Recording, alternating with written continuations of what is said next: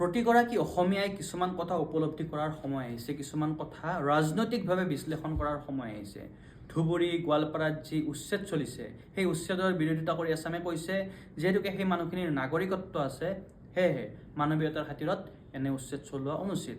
কিন্তু প্ৰশ্নটো হয়, নাগৰিকত্ব কি চৰকাৰী ভূমি বেদখল কৰাৰ লাইচেন্স নেকি? যদি লাইচেন্স নহয়, তেন্তে এই বাংলাদেশীবিলাকে অসমৰ ইমূৰৰ পৰা সিমূৰলৈ চৰকাৰী ভূমি, বনাঞ্চল, সংৰক্ষিত অঞ্চল বেদখল কৰি গৈছে, সেই কথা কেনেকৈ মানি ল'ব পাৰি? এই মানুহখিনিক বাংলাদেশী বুলি ক'লে আমাৰ আছামৰ খং উঠে, তেওঁলোকে ইয়াৰ বিৰুদ্ধে মাত মাতিব বিচাৰে। কিন্তু কথাটো হ'ল, এগৰাকী ভাৰতীয়ই যদি ইংলেণ্ডত গৈ নাগৰিকত্ব পালে তেওঁ ব্ৰিটিছ হৈ যাব নোৱাৰে, তেন্তে এগৰাকী বাংলাদেশীয়ে আহি অসম বা ভাৰতৰ পাকে পকাৰে নাগৰিকত্ব পালে বুলি এতিয়া অসমীয়া বা ভাৰতীয় কেনেকৈ হৈ যাব পাৰে? তেওঁ বাংলাদেশী মূলৰে। সেই কথা স্বীকাৰ কৰাৰ, সেই কথা বুজি পোৱাৰ, সেই কথা মানি লোৱাৰ সৎ সাহস থাকিব লাগে। লগতে বহুতে উচ্ছেদৰ বিৰোধিতা কৰি কয় যে উচ্ছেদ কৰি কি লাভ? তেওঁলোককচোন আকৌ চৰকাৰে মাটি দিবই। তেওঁলোকে বেদখল কৰি ৰাখিছিল 5 বিঘা, 10 বিঘা, 50 বিঘা, 100 বিঘা পৰ্যন্ত মাটি, আৰু উচ্চতম ন্যায়ালয়ৰ নিয়ম অনুসৰি নাগৰিকত্ব আছে বাবে তেওঁলোকক মাটি দিব 1 কথা 5 লেচা।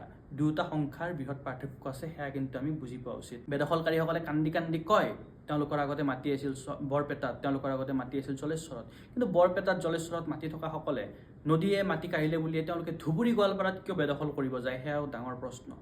ধেমাজি, লখিমপুৰ এনেকুৱা ঠাইত আগতে বানপানী হওঁতে বহু মানুহে মাটি হেৰাইছে, কিন্তু তেওঁলোকে কেতিয়াবা ধুবুৰী গোৱালপাৰাত গৈ পিনে বেদখল কৰিছে নেকি? তেওঁলোকেতো কৰা নাই।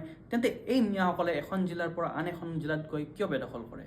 কাৰণ এয়া কেৱল এক মাটিৰ প্ৰয়োজনীয়তা নহয়, এক গভীৰ ৰাজনৈতিক ষড়যন্ত্ৰ। অসমৰ ইখনৰ পৰা সিখন জিলাৰ ভোটৰ ডেমোগ্ৰাফি সলনি কৰি মিয়া লেণ্ড গঢ়াৰ তেওঁলোকৰ সুদীৰ্ঘ এক পৰিকল্পনা। আমাৰ একাংশ বুদ্ধিজীৱী আছে, গুৱাহাটীত যদি ৰাস্তা সম্প্ৰসাৰণৰ নামত এডাল গছো কটা হয়, তেওঁলোকে কান্দি কান্দি আন্দোলন কৰে। কিন্তু যেতিয়া সংৰক্ষিত বনাঞ্চলবিলাক বেদখল কৰা হয়, তেওঁলোকৰ তেতিয়া প্ৰকৃতি প্ৰেমটো হঠাৎ নাইকিয়া হৈ যায়, আৰু মিয়াখিনিৰ পক্ষত তেওঁলোকৰ মানৱ দৰদ জন্মে। এই যি দুতলীয়া স্বভাৱ, সেই দুতলীয়া স্বভাৱ কিন্তু আমি খিলঞ্জীয়াসকলে উপলব্ধি কৰা উচিত। আৰু আমাৰ মাটি, অসমৰ মাটি, অসমীয়াৰ মাটি, এই মাটি আমি অসমৰ উন্নয়নৰ বাবে, অসমীয়াৰ উন্নয়নৰ বাবে ব্যৱহাৰ কৰিম। খিলঞ্জীয়াৰ উন্নয়নৰ বাবে, খিলঞ্জীয়াৰ স্বাৰ্থৰ বাবে, বিভিন্ন উদ্যোগৰ বাবে ব্যৱহাৰ কৰিম। আমি মিয়াক কিয় বেদখল কৰি ৰাখিব দিম? তেওঁলোকৰ নাগৰিকত্ব আছে বুলিয়ে তেওঁলোকক কি আমি আমাৰ মাটিবিলাক বেদখল কৰিব এৰি দিম নেকি? এই কম্প্ৰমাইজ অসমীয়াই কৰা উচিত নহয়। ডক্টৰ হিমন্ত বিশ্ব শৰ্মা ডাঙৰীয়া প্ৰথমগৰাকী হয়তো মুখ্যমন্ত্ৰী হ'ব যি ইমান সাহসেৰে, ইমান ব্যাপক ৰূপত উচ্ছেদ কৰিছে।